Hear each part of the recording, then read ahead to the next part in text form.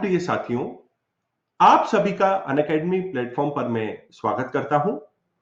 आज मैं आप सभी के सामने एक बहुत अच्छी न्यूज, एक बहुत अच्छी अपडेट लेके आया हूं। एंशिएंट इंडियन हिस्ट्री का कोर्स आप मेरे साथ अनअकैडमी प्लेटफॉर्म पर कवर कर सकते हैं और यह कोर्स पूरी तरीके से एक फ्री कोर्स है।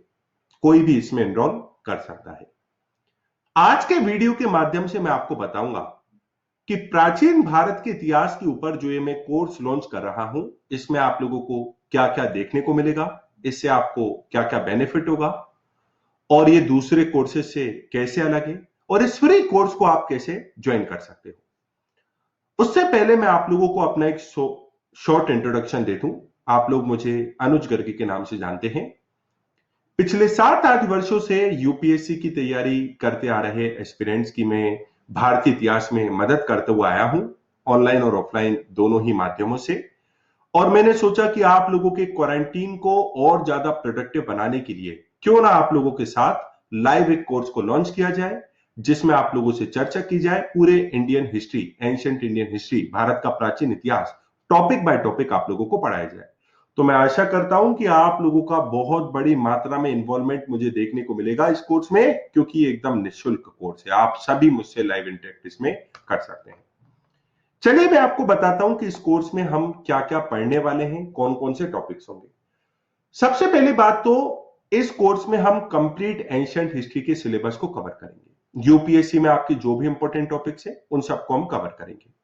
डेली इसमें 26 तारीख से लेकर 30 तारीख तक लाइव क्लासेस होंगे, जिसमें आपको काफी सारे एमसीक्यूज भी देखने को मिलेंगे, प्रीवियस ईयर क्वेश्चंस भी इसमें होंगे और इसी के साथ साथ आप लोगों को पीडीएफ्स भी देखने को मिलेगी। 26 तारीख को मैं इंडस वैली सिविलाइजेशन, सिंधु घाटी सभ्यता के बारे में बात करूंगा। अब सिंधु घाटी सभ्यता यूपीएससी का एक बहुत ज्यादा इंपॉर्टेंट टॉपिक रहा है। यहां से कई सारे क्वेश्चंस बनते हैं। भले आप सिंधु घाटी सभ्यता के नेचर और कैरेक्टर की बात कर लो, आप ये भले ही सिंधु घाटी सभ्यता की टाउन प्लानिंग की बात कर लो, तो 26 तारीख को हम इंडस वैली सिविलाइजेशन के बारे में आप लोगों से चर्चा करेंगे। अगला इंपॉर्टेंट टॉपिक जो यूपीएससी में आता है, वैदिक सभ्यता। ऋग्वैदिक और लेटर वैदिक पीरियड में कैसे अंतर था, ऋग्वैदिक पीरियड से जब आप लेटर वैदिक पीरियड में जाते हो, समाज में किस तरीके से परिवर्तन आता है, अर्थव्यवस्था में, इकोनॉमी में कैसे चेंज आता है। देखिए दोस्तों, मैं मान के चलता हूं कि कई सारे बच्चों ने, अगर आप लोग यूपीएससी की तैयारी कर रहे हो, आपने हो सकता है कि इन्हीं बच्चों ने प्राचीन भारत के इतिहास, एंशिएंट हिस्ट्री को पढ़ा हो और कुछ लोगों ने हो सकता है ना पढ़ा हो। लेकिन ये जो कोर्स है आप लोगों का, ये टोटली एक ऐसा कोर्स है जिसमें हम बेसिक से लेके पूरे एडवांस लेवल तक की तैयारी को करने वाले। ये एक कॉम्प्रिहेंसिव कोर्स होने वाला है और हम इस कोर्स में केवल तथ्यों और आंकड़ों पे, फैक्ट पे, या हम लोग सेटलमेंट्स पे, या इतिहास के ईयर्स और डेट्स पे, इन सभी के अलावा हमारा ध्यान कॉन्सेप्चुअल नॉलेज पर भी रहेगा, क्योंकि यूपीएससी का फॉर्मेट ही वही है। अब आप जैनिज्म और बुद्धिज्म की बात कर लो, हर साल यहां से एक क्वेश्चन आता है प्रीलिम्स की परीक्षा में। लेकिन पूरा कवर करने के बावजूद भी जैनिज्म और बुद्धिज्म में कई सारे बच्चे क्वेश्चंस को गलत कर देते हैं, क्योंकि इसमें आपको डेप्थ में जाना पड़ता है। आप लोगों को, जैसे कि मैं आप लोगों को फॉर एग्जांपल बताऊं, जैनिज्म और बुद्धिज्म दोनों ने ही नॉन वायलेंस के कॉन्सेप्ट को अपनाया, दोनों ने ही अहिंसा के कॉन्सेप्ट को अपनाया। लेकिन बुद्धिज्म का जो अहिंसा का कॉन्सेप्ट था, नॉन वायलेंस का कॉन्सेप्ट था, वो जैनिज्म से बहुत ज्यादा अलग था। अब वो कैसे अलग था, 28 तारीख को रात 8 बजे इसके ऊपर मैं डिस्कस करूंगा। मौर्यन एम्पायर भारत का सबसे बड़ा पैन इंडिया एम्पायर में से एक मौर्यन एम्पायर था।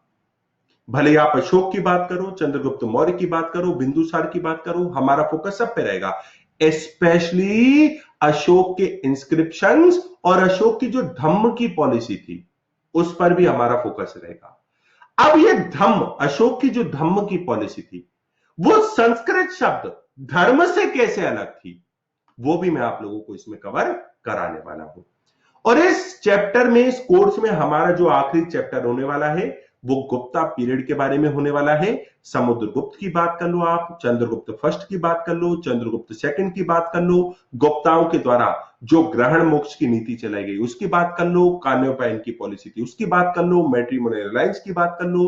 पूरा पार्ट हम कवर करेंगे, एक एक कॉन्सेप्ट हम इसमें टच करेंगे। और आप लोगों के लिए ये मुझे लगता है कि एक बहुत बड़ी खुशखबरी होगी। ये पूरा कोर्स कंप्लीटली फ्री है। आप लोग अगर YouTube पे इसको देख रहे हैं तो आप लोग डिस्क्रिप्शन में से लिंक डाउनलोड करें। दूसरे प्लेटफॉर्म्स पे अगर आप इसको देख रहे हैं तो भी आप लोगों को लिंक इसकी प्रोवाइड कर दी गई है। मैं आशा करता हूं कि 26, 27, 28, 29, 30 ये आपके क्वारंटीन के सबसे ज्यादा प्रोडक्टिव डेज में से एक होने वाले हैं। जब 3 मई को लॉकडाउन हटेगा तब पूरी प्रोडक्टिविटी के साथ, कुछ स्किल के साथ हमें इस क्वारंटीन में से निकलना है और हम प्राचीन भारत के इतिहास में अपनी समझ को बहुत अच्छी तरीके से स्थापित करके, मेरी ये कोशिश रहेगी कि मैं इस बात को इंश्योर करूं कि आपका क्वारंटीन प्रोडक्टिव रहे। आप लोगों से इस कोर्स में मिलने में मुझे इंतजार रहेगा। मेरे पिछले 7 वर्षों का अनुभव मैं इसमें झोंक दूंगा और आप लोगों के लिए पूरी तरीके से निःशुल्क अवेलेबल है। आपसे इस कोर्स में जुड़ने का धन्यवाद रहेगा। लिंक्स में जाके आप एनरोल अवश्य करें। लिमिटेड सीट्स हैं तो आप इसमें एनरोल जल्द से जल्द करें। बहुत बहुत धन्यवाद। इस कोर्स में आपसे मिलने का इंतजार है।